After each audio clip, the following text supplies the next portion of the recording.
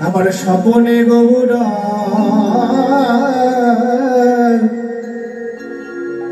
গৌরা নয়ন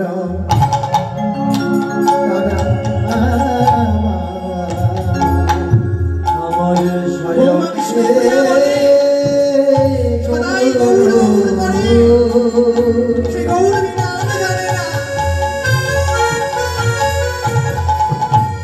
স্বপনে গৌরা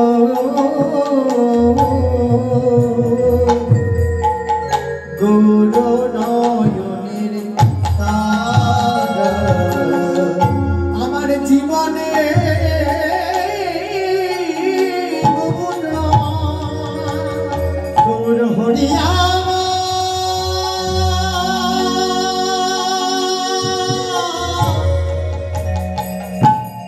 গৌর হরিয়া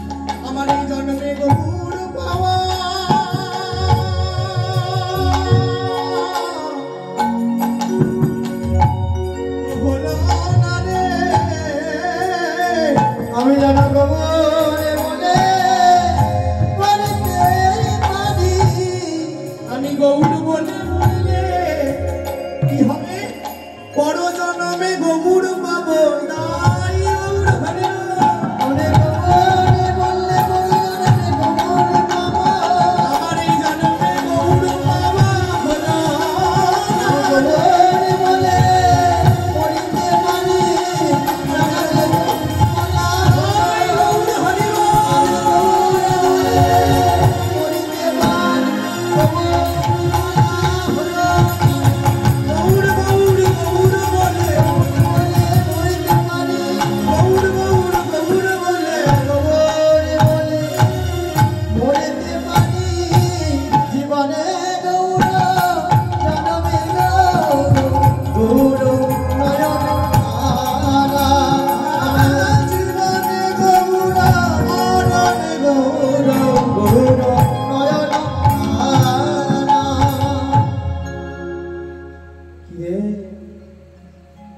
তুই যদি সন্ন্যাসী হো সখী সন্ন্যাসী নাই সদাই গৌর গৌর বলে দুনয়ন জলে ভাসে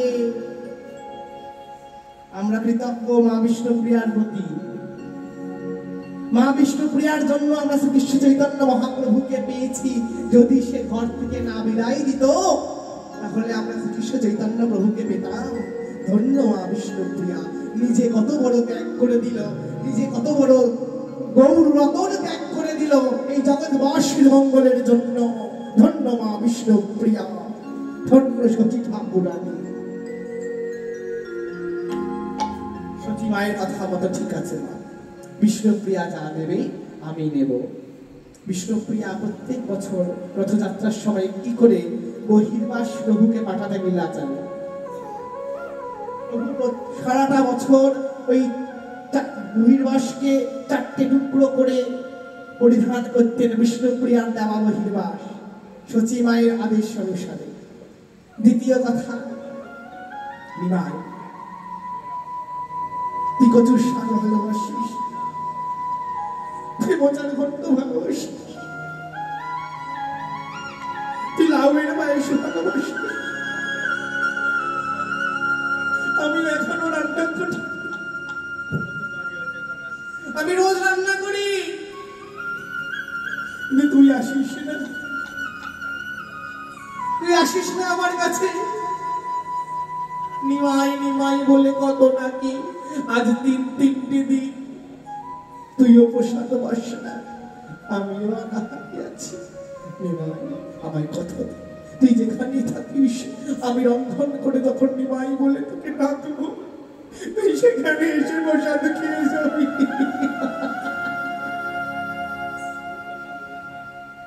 নিমাই বলছে কথা দিলাম কথা দিলাম যতদিন সূর্যচন্দ্র উঠবে ততদিন আমি থাকবো শচীর রন্ধনে থাকবো শ্রীবাস অঙ্গনে থাকবো নিত্যানন্দ নর্তনে থাকবো রাঘব ভবনে এই চারি জায়গায় আমি বাধা হয়ে থাকবোই থাকবো শচীর রন্ধনে তৃতীয় কথা নিবাই তুই বৃন্দাবন যাস না বাবা বৃন্দাবন অনেক দূরের পথ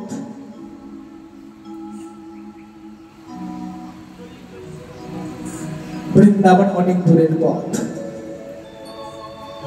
আমি খোঁজ খবর পাবো না তোর তুই আমার একমাত্র মা বলা ধর তুই লীলাচলে থাক লীলাচলে কেন থাকবি প্রথম কথা হচ্ছে লীলাচলে প্রতি বছর জগন্নাথকে দর্শন করতে বাঙালিরা যাবেই যাবে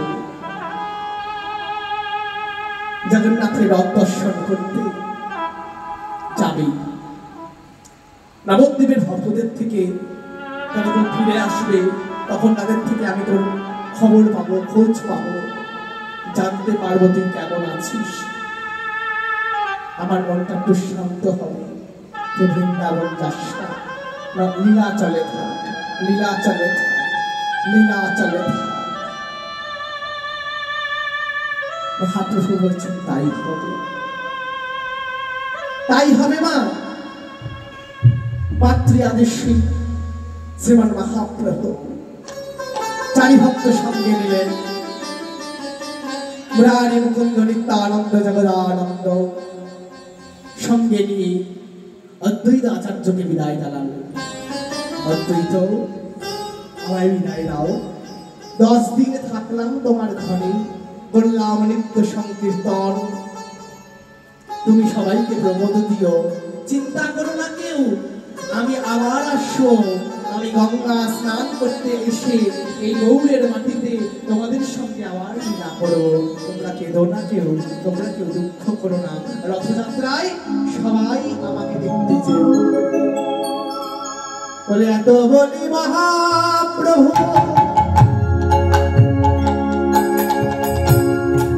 চলে লীলা চলে।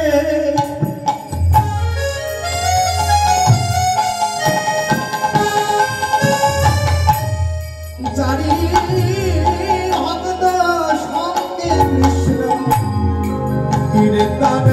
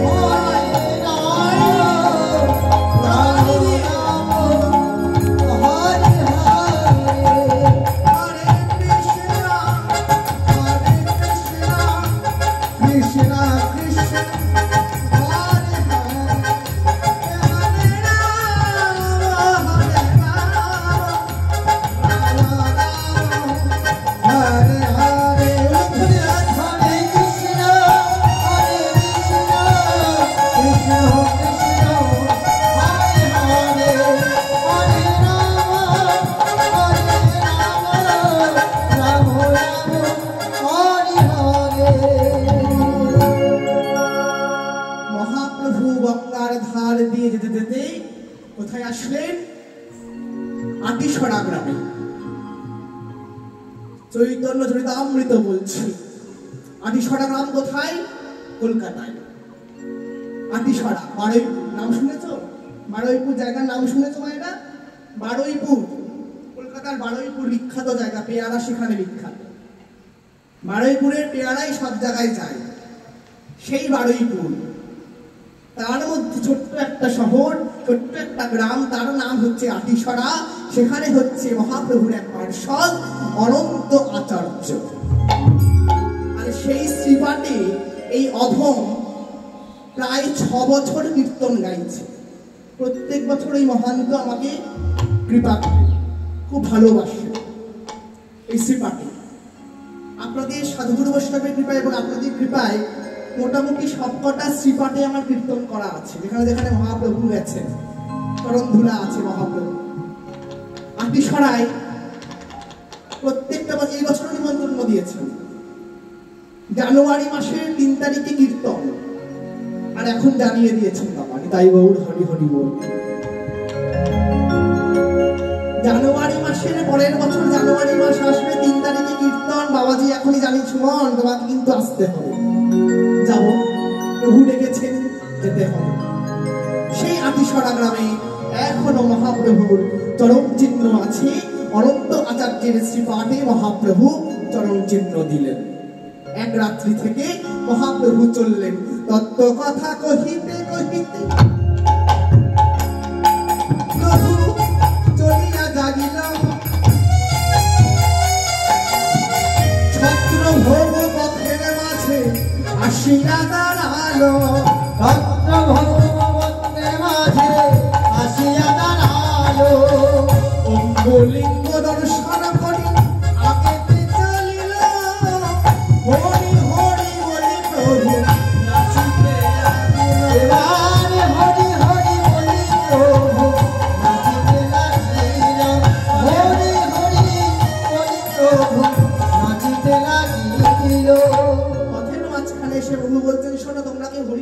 করছো না কেন?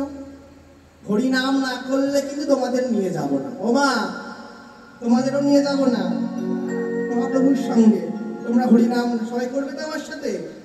চলো আমার সাথে করো। বলে ভজ রাধা কৃষ্ণ গোপাল কৃষ্ণ, তোমরা কৃষ্ণ কৃষ্ণ বলো মুখে ভজ রাধা কৃষ্ণ গোপাল কৃষ্ণ কৃষ্ণ কৃষ্ণ বলো মুখে ভজ রাধা কৃষ্ণ গোপাল কৃষ্ণ কৃষ্ণ কৃষ্ণ বলো মুখে। নামে মন ভরে যায় অভাব মিটায়, ভোগে ভরে যায় অভাব মিটায়, নামে মন ভরে যায়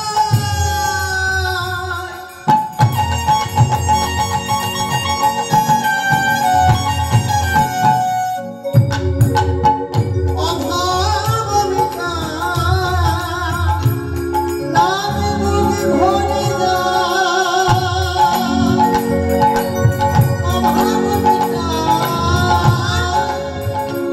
আর স্বভাব জানায় মনুষ্যকে, ভজ রাধা কৃষ্ণ গোপাল কৃষ্ণ কৃষ্ণ কৃষ্ণ বলো মুখে। ভজ রাধা কৃষ্ণ গোপাল কৃষ্ণ কৃষ্ণ কৃষ্ণ বলো মুখে। ভজনারে অন্ধ ভজে নিজ বন্ধ, ভজনারে অন্ধ ভজে নিজ বন্ধ, দুস্তর পারাপার সারে, দুস্তর চরা চর সারে। হরি দিন বন্ধু চিরদিন বন্ধু, হরি দিন বন্ধু চিরদিনের বন্ধু, ভুবন লোক চরা চরে ভজ রাধা কৃষ্ণ গোপাল কৃষ্ণ কৃষ্ণ বলো মুখে মুখে। ভজ রাধা কৃষ্ণ গোপাল কৃষ্ণ কৃষ্ণ কৃষ্ণ বলো মুখে। হরে কৃষ্ণ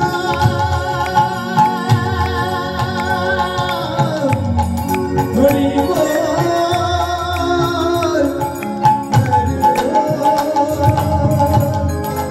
হরি বল, হরে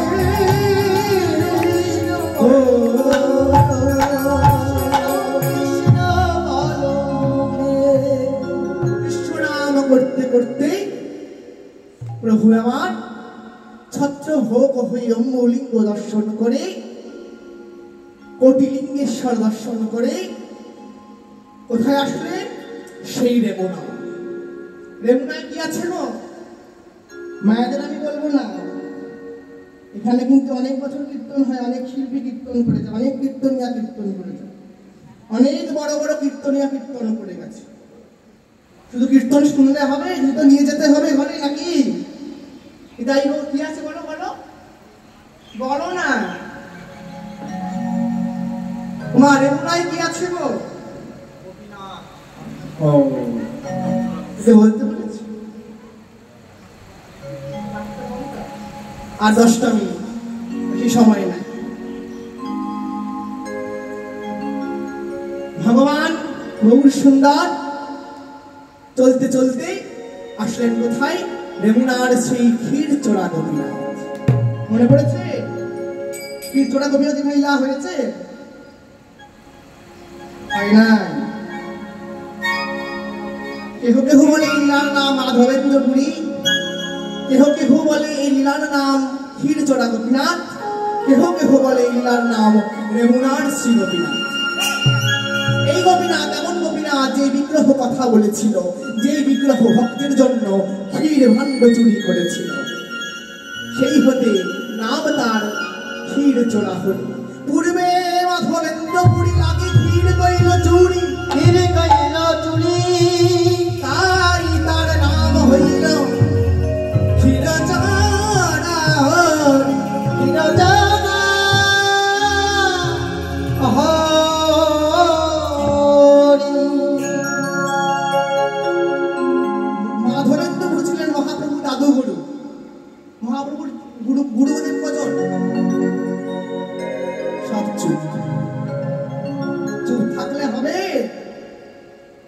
সাধনার ফল তো দিতে হবে কিছু। এজন্য বারে বারে বলি, মা গো কীর্তনে ঘুমিও না, কীর্তনে ঘুমিও না, কীর্তনে ঘুমিও। সে শুনতে হবে তো। মহাপ্রভু দুটি গুরু, ঈশ্বরপুরী দীক্ষা গুরু, গয়ায় গিয়ে দীক্ষা নিয়েছে মহাপ্রভু, আর এসব ভারতী বললাম হচ্ছে সন্ন্যাসের গুরু, শিক্ষা গুরু। দীক্ষা গুরু ঈশ্বরপুরী, সেই ঈশ্বরপুরীর গুরুদেব হচ্ছে মাধবেন্দ্রপুরী। গুরু আমাদের কে হয়? বাবা। বাবার বাবা আমাদের কে হয়? দাদু। মাধবেন্দ্রপুরী হচ্ছে মহাপ্রভুর দাদু গুরু। অপূর্ব এক সুন্দর লীলা মাধবেন্দ্র। যদি কোনোদিন সুযোগ হয় আপনাদের এখানে মাধবেন্দ্রপুরী লীলাটি পরের বছর করবেন, যদি কৃপা করেন আমাকে দেবেন, একটু ভরা আসর দেবেন, তাই গৌর হরি দেখবেন মাধবেন্দ্রপুরী কি লীলা। ক্ষীরচোড়া গোপীনাথ মহাপ্রভু দর্শন করলেন রেমুনায়। ক্ষীরচোড়া গোপীনাথকে দর্শন করে সেদিন ক্ষীর প্রসাদ পেয়ে চললেন মহাপ্রভু আরেকটু আগে। ভুবনেশ্বরের সামনে প্রভু কটকে আইল, কটক শহরে আসি মহানদীতে স্নান করি প্রভু সাক্ষী গোপাল দেখিল, সাক্ষী গোপাল দেখিল। দেখুন, একটা লীলার মধ্যে কত কিছু বলে দিলাম, সময় শেষ হয়ে গেল, আরো 1 ঘন্টা দিলে ভালো হয়। তাহলে কি অন্য গান গাইতে হতো? তাই গৌর হরি হরি গৌর। ভগবানের লীলা অনন্ত, বলে শেষ করা যায় না। তাই গৌর হরি হরি। মহাপ্রভু আমার আরেকটু আগিয়ে গিয়ে মহানদীতে স্নান করে কোথায় আসলেন? সাক্ষী গোপাল। এটাও একটা লীলা, এটাও একটা লীলা। সাক্ষী গোপাল, সেই গোপাল বৃন্দাবনের কেশি ঘাট থেকে হাঁটতে হাঁটতে ভক্তের দেওয়া কথা রক্ষা করার জন্য এই উড়িষ্যার কটক শহরে এসে দাঁড়িয়ে গেছিল সেই বৃন্দাবনের গোপাল। কে বলে ভগবান কথা বলে না। কौन कहते हैं भगवान आते नहीं, कौन कहते हैं भगवान आते नहीं, हम मीरा के जैसे खिलाते नहीं।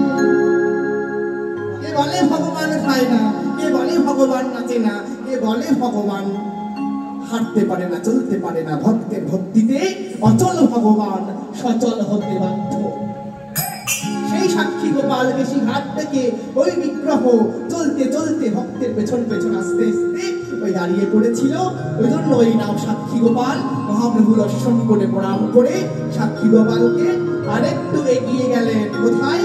কমলপুর। বলে কমলপুরে আসি প্রভু দত্ত কমণ্ডলু নিত্যানন্দের সপ্রিয়, নিতাই চাঁদ সুযোগ পাইয়া প্রভুর দণ্ড কমণ্ডল মানিল। হলুদ ধরি হলুদ। কমলপুরে এসে মহাপ্রভু স্নান করবে বলে নিজের দণ্ড কমণ্ডল দেখাতে দিয়ে ইন্দ্রাণী দেখো আমি স্নান করে আসছি, স্নান করে আমি আসছি।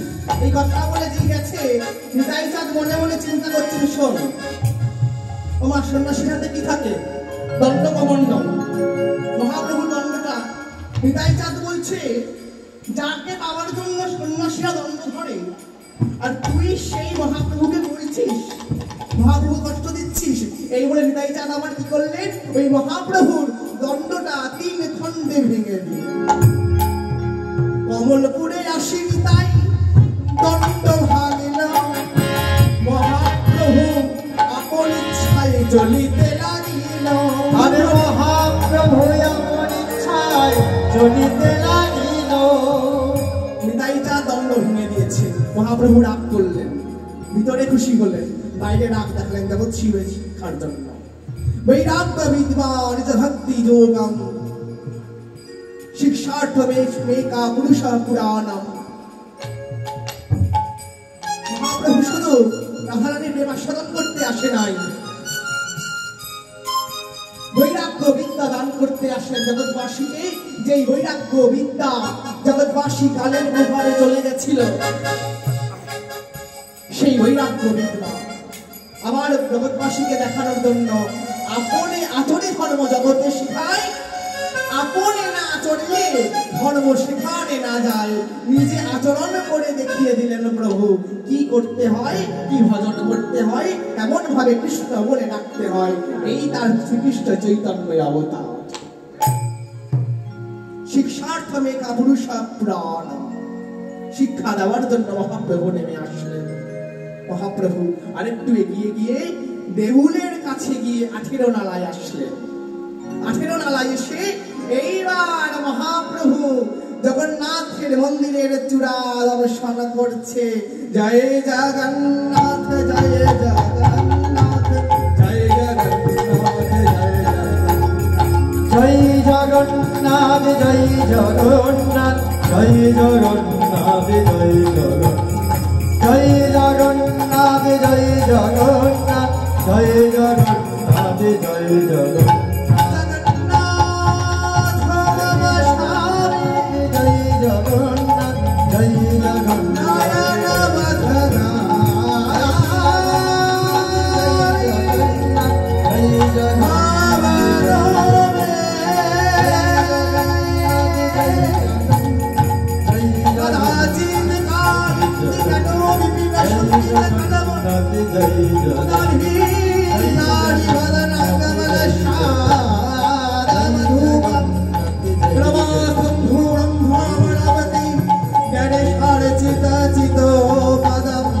जगन्नाथ स्वामी नयन मथ धामी जय जगन्नाथ जय जगन्नाथ जय जगन्नाथ स्वामी की जय, सुभद्रा महारानी की जय, बलभद्र की जय, चक्र सुदर्शन की जय, नीलाचल धाम की जय, आपन आपन गुरु गोसाई की जय, श्री गुरु नित्यानंद हृदय गौर हरि প্রভু আমার লীলাচলের মন্দিরে এসে উপস্থিত হলেন।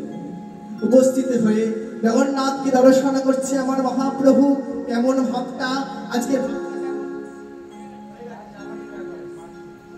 আজকের ভাবটা কেমন? আজকে মহাপ্রভু চলে আসবেন। পরবর্তী সম্প্রদায় আপনারা চলে আসবেন আসরে। আমাদের সময় প্রায় শেষ, আর 4 মিনিট সময়। পরবর্তী সম্প্রদায় আসরে চলে আসবেন। জয় নিতাই জয় গৌর। মহাপ্রভু জগন্নাথকে দর্শন করছেন কেমন ভাবে? রাধা ভাব, রাধা ভাবে মহাপ্রভু। দেখুন মহাপ্রভুর মধ্যে দুটি ভাব আছে। আজকে দেখবেন বারে বারে লীলায় কিন্তু বলবে প্রভুর পুরাবের ভাব উদয় হলো, কখনো রাধা কখনো কৃষ্ণ। আজকে দেখবেন প্রত্যেকটা লীলার মাঝখানে গৌর যখন হবে প্রত্যেক কীর্তনিয়াই বলবে প্রভুর পুরাবের ভাব উদয় হলো, প্রভু রাধা প্রভু কৃষ্ণ। সূর্য পূজার সময় রাধারানীর ভাব, গোষ্ঠীর সময় কৃষ্ণ ভাব রসরাজ, আর রাধারানীর ভাব হচ্ছে মহাভাব। কিন্তু রসরাজ ভাবটা কিন্তু মহাপ্রভু নবদ্বীপে প্রকট হয়েছে, মহাভাব কিন্তু ফুটে ওঠে না। রাধারানীর ভাবটা মহাভাবটা পরিপূর্ণরূপে প্রকট হলেন যখন মহাপ্রভু সন্ন্যাস হয়ে নীলাচলের মাটিতে গেলেন। রাধা ভাবে নিজে জগন্নাথকে দর্শন করলেন কৃষ্ণ। রাধারানী যেমন বৃন্দাবনে গোবিন্দকে দর্শন করতে, তেমন আমার বহু সুন্দর নিজে রাধা ভাবে জগন্নাথ কৃষ্ণকে দর্শন করছে। আর ওইদিকে আমার নরহরি সরকার ঠাকুর গৌরের সেই রসমূর্তি দর্শন করে গেয়ে উঠলেন, এবার রসে তনু ঢাডো ঢাডো, এবার রসে তনু ঢাডো ঢাডো, আমার আমার গৌর কি শোনবার, এরি নাম শ্রীকৃষ্ণ চৈতন্য, রসে তনু ঢাডো।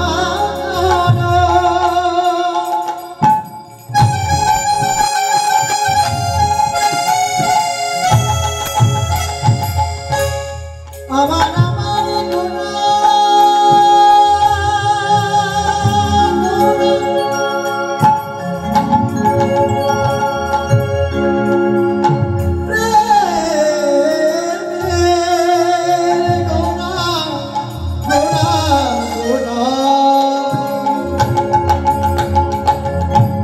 রসে তোর ধরা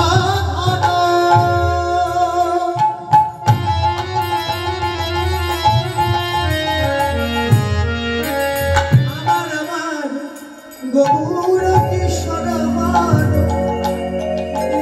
নাম শ্রীকৃষ্ণ চৈতন্য শ্রীকৃষ্ণ চৈতন্য ভগবান শ্রীকৃষ্ণ চৈতন্য হরে ভগবান শ্রীকৃষ্ণ চৈতন্য এ শ্রাবণী গুণ কথা বলিতে অন্তরে এ বুঝলো না আমাদের মহাপ্রভুকে। দেখুন তাকিয়ে দেখুন, আমরা বাঙালিরা সনাতন ধর্মের লোক, আমরা কজন গৌর সুন্দরিকাই চারটি চিনি, কেউ বুঝলো না সেই কথা। এজন্য নরহরি সরকার ঠাকুর বলছেন এ শ্রাবণী গুণ কথা আমার কহিতে অন্তরে ভক্ত বিনা নাহি জানে ভগবান শ্রীকৃষ্ণ ভগবান শ্রীকৃষ্ণ চৈতন্য ভগবান শ্রীকৃষ্ণ চৈতন্য বলে সেজে ব্রজ কিশোরী অবশ্যই যে ব্রজে ঈশ্বরী বলে সেজে ব্রজ কিশোরী অবশ্যই যে ব্রজে ঈশ্বরী সেজে ব্রজ কিশোরী অবশ্যই যে এমন কিশোরী এমন ব্রজ কিশোরী গুরুধ্বনি জয়ধ্বনি অবশ্যই যে ব্রজ কিশোরী অবশ্যই নবদ্বীপে অবতরী সেজে ব্রজ কিশোরী নবদ্বীপে অবতরী আমার ঘোড়ায়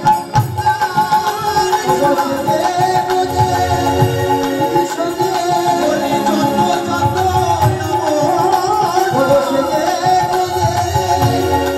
যত বলে যত যত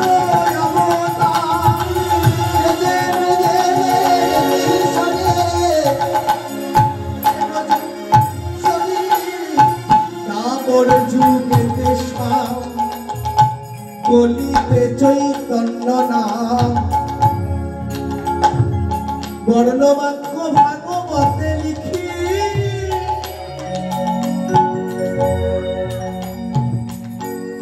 নীলাচলে একজন ছিলেন সার্বভৌম পণ্ডিত, মানতে চাইলেন না, মানতে পারলেন না, আমাদের মতো খলিহত জীবের মতো, যে আমাদের গৌর সুন্দর স্বয়ং ভগবান। তার উদ্দেশ্যে বলে উঠলেন বর্ণবাক্য ভাগবতে লিখি। ভাগবত বলে দিচ্ছে কৃষ্ণ বর্ণ অতিশা কৃষ্ণ বিসঙ্গ বাঙ্গস্তে পার্শ্বদাম যজ্ঞৈ সংকীর্তনেই প্রাপ্ত নিরন্তিহি সুমেধাসা। ভাগবত বলছে আমাদের গৌর ভগবান। সার্বভৌম পণ্ডিতকে মহাপ্রভু নীলাচলের মাটিতে উদ্ধার করলেন, দেখালেন সরভুজ মহাপ্রভু। তারপর যুগেতে কলিতে চৈতন্য নাম বর্ণবাক্য ভাগবতে লিখি। রাধা প্রেম অঙ্গীকারী আমার শ্যামে হইলে গৌরাঙ্গ, রাধা কৃষ্ণ বলু তার সঙ্গে ভগবান শ্রীকৃষ্ণ চৈতন্য ভগবান শ্রীকৃষ্ণ চৈতন্য ভগবান শ্রীকৃষ্ণ চৈতন্য। আজকে এখানে লীলা বিশ্রামে রাখবো। এখন গৌরলীলা সমাপ্ত হলো, এখন ভগবানের নিত্য লীলা।